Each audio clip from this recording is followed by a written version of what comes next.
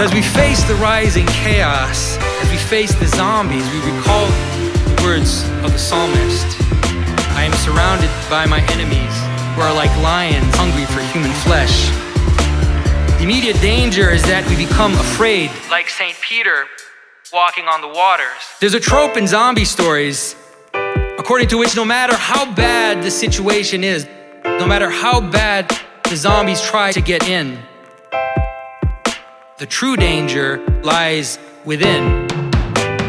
The true danger lies in how the human group shuts themselves off and completely isolates themselves and become pathological in their isolation. The fear of facing the possibility of the flood is to think that, as in the story of Noah,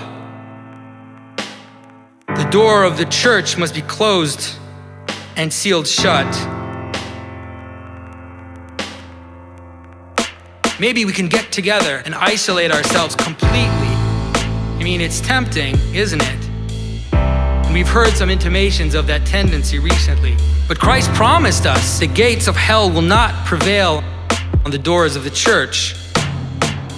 The gates of hell will not prevail on the doors of the church. The gates of hell will not prevail on the doors of the church. The gates of hell will not prevail on the doors of the church. The gates of hell will not prevail on the doors of the church.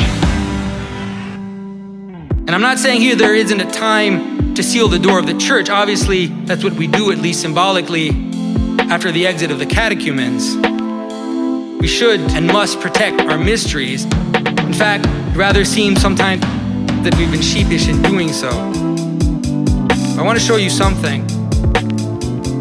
Once I encountered an image of Pentecost from a medieval Coptic church. Can you see the difference? Can you see the difference? It was the first time I saw an icon of Pentecost where the door was closed. And it disturbed me profoundly to see such an image. And it took time before I understood why such an image would even have come into existence. And I realized, at least I speculated, that the Copts had become so beset on all sides by their opponents,